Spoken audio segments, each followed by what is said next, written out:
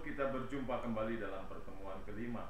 Pada kesempatan ini kita akan berbicara tentang software. Bagi teman-teman, mungkin software bukanlah sebuah pengertian yang asing. Software adalah bagian dalam dari sebuah komputer. Berdasarkan beberapa pembagian, software dapat dikelompokkan sebagai kategorisasi software. Yang pertama berdasar karakter penggunaannya, yaitu dikelompokkan sebagai operation system software atau perangkat lunak sistem operasi.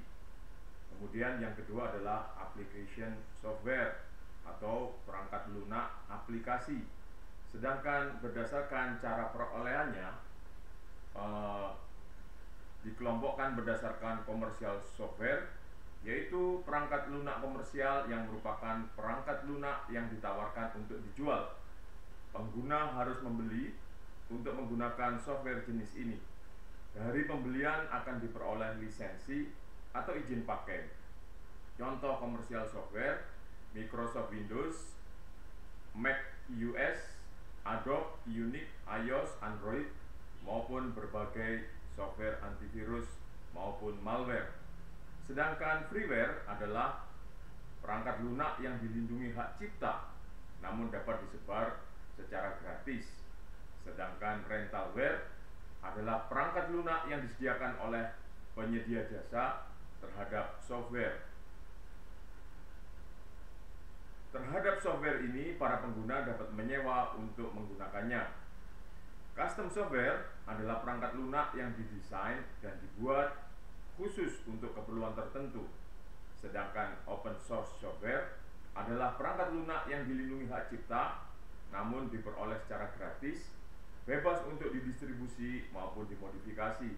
Pembuatnya mendistribusikan sumber kodenya. Contohnya adalah Linux. Ketika kita berbicara software dalam bentuk operating system, software dalam bentuk operating system merupakan perangkat lunak yang paling penting untuk komputer apapun dalam pengoperasiannya. Sistem operasi merupakan program yang terintegrasi dalam mengelola operasi, mengendalikan output, input, melakukan penyimpanan, aktivitas sistem komputer, dan menyediakan berbagai layanan dukungan saat komputer melakukan program aplikasi pengguna. Tujuan utama operating system adalah untuk memaksimalkan produktivitas sistem komputer dengan mengoperasikannya secara efisien. Operation system mendukung program aplikasi untuk melakukan operasi umum seperti mengakses jaringan, memasukkan data, menyimpan dan mengakses file, serta mencetak atau menampilkan output. Sedangkan fungsi operating system yaitu pertama, untuk interface atau antarmuka program agar memudahkan secara operasional. Graphical user interface adalah program yang didesain agar pengguna lebih mudah mengoperasikan sistem operasi. Menu dan ikon yang disediakan tinggal dipilih untuk mengatur dan memilih sub aplikasi untuk dijalankan. Ini contohnya ketika teman-teman menggunakan Microsoft Windows, banyak icon-icon, gambar-gambar, lambang-lambang yang menunjukkan fungsi dari operation system yang akan digunakan. Gambar-gambar itu merupakan user interface, hal yang menghubungkan antara operating system dengan para penggunanya. Kemudian fungsi yang kedua adalah resources management. Sistem operasi juga mengelola sumber daya komputer yang ada seperti prosesor, memori, input, output device, dan communication device. Sistem operasi terus diperbarui sehingga manajemen sumber daya makin efisien dan kinerjanya makin cepat. Yang ketiga adalah task management. Sistem operasi mengelola tugas-tugas yang harus diselesaikan oleh prosesor. Task management berdasarkan spesifikasinya mampu mengelola sejumlah tugas tertentu secara bersamaan maupun mengatur yang prioritas dan yang tidak. Fungsi yang keempat adalah file management. Bagian dari sistem operasi yang mengelola pengaturan file, termasuk dalam pekerjaan ini adalah menyimpan, menghapus, memodifikasi, dan merecovery data. Sedangkan yang terakhir, utilities, sistem operasi ini juga dilengkapi dengan utilitas-utilitas lain atau manfaat-manfaat penggunaan lain yang memudahkan pengelolaan sistem komputer. Termasuk dalam lingkup pekerjaan ini adalah monitoring CPU, memori, dan network. Sedangkan application software tadi di kategori operating system atau software yang kedua, yaitu application software, merupakan perangkat lunak yang didesain untuk keperluan tertentu yang bisa digunakan oleh para pengguna. Aplikasi ini dapat dijalankan sesuai dengan operating system yang mendukung. Terdapat berbagai perangkat lunak yang tersedia di pasaran untuk memenuhi berbagai keperluan. Jika teman-teman menggunakan smartphone, kemudian mengunduh berbagai fungsi yang akan digunakan, misalnya untuk melihat cuaca, untuk bercakap-cakap dengan menggunakan WhatsApp, kemudian untuk aplikasi penggunaan Maps dan sebagainya, itu adalah bentuk dari application software, software yang digunakan untuk tujuan tertentu. Sedangkan general purpose application adalah aplikasi yang digunakan secara umum oleh pengguna komputer, seperti word processing, aplikasi yang digunakan untuk menulis, contohnya adalah Microsoft Word.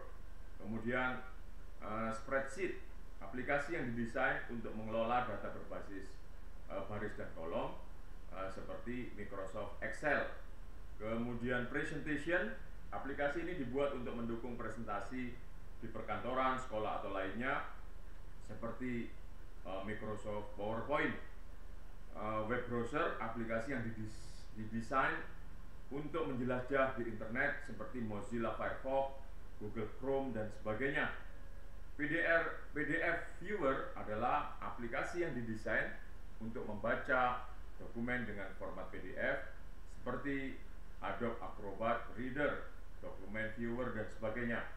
Nah, mungkin teman-teman sudah semakin memperoleh gambaran apa itu software. Tadi pengertian kita yang masih remang-remang, dan kemudian juga pengklasifikasian kita yang belum terlalu jelas, mencampur adukkan antara yang operation system dengan application system, juga dengan yang general purpose application, bercampur menjadi satu. Maka dengan video pembelajaran kali ini diharapkan teman-teman dapat memahami pengkategorisasiannya. Nah, selain general purpose application, juga terdapat application specific program. Application specific program adalah perangkat lunak yang dibuat untuk memenuhi kebutuhan tertentu dan mampu secara optimal memenuhi kebutuhan pemakainya. Contohnya database manager, CAD, computer aided design, image processing, video processing, e-learning, CMS, program ID atau integrated development environment. Nah, itu adalah contoh-contoh dari application specific program.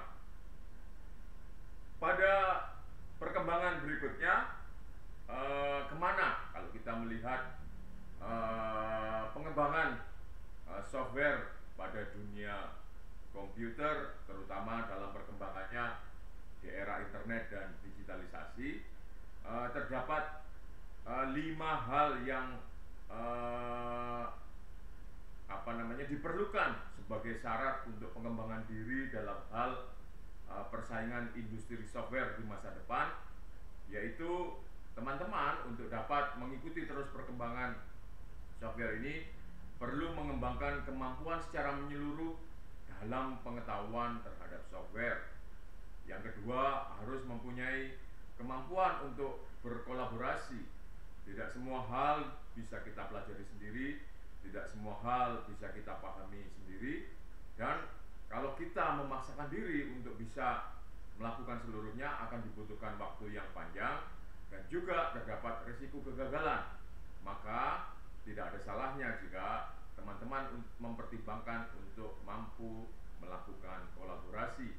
Nah, sehingga dalam hal menghadapi persaingan software di masa yang terus berkembang ini, kolaborasi termasuk kemampuan yang perlu dikembangkan secara terus-menerus. Kemudian yang ketiga, mempunyai pikiran yang terbuka. Kita harus selalu paham bahwa perubahan adalah hal yang hakiki dari kehidupan ini. Perubahan tidak bisa dihindari, perubahan tidak bisa dikunci. Maka dengan keadaan itu, kita harus selalu mengembangkan diri, terbuka terhadap hal-hal yang baru, selalu belajar dan memahami bagaimana perkembangan dunia yang terus terjadi.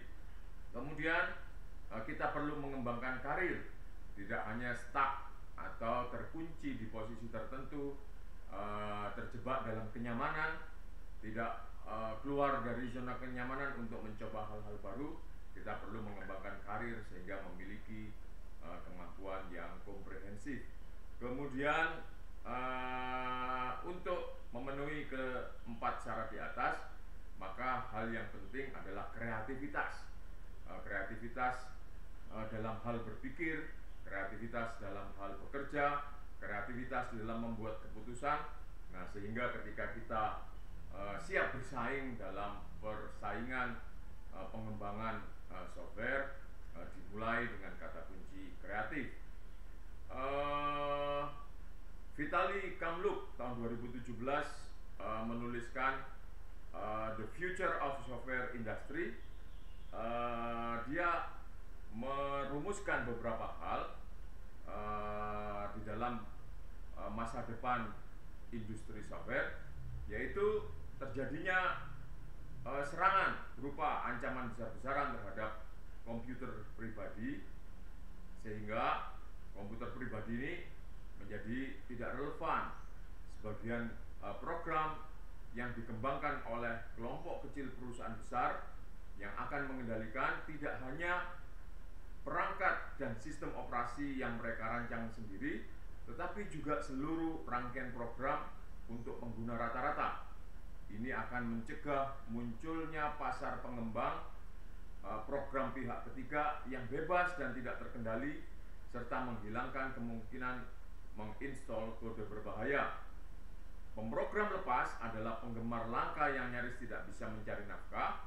Serangan komputer tidak akan hilang, tetapi akan jauh lebih rumit dan mahal. Akan menjadi lebih sulit untuk menginfeksi pengguna yang tidak memahami virus. Cara lain yang dilakukan adalah menipu, memancing, dan mengiklankan produk-produk palsu. Bidang baru seperti keamanan jaringan saraf akan muncul.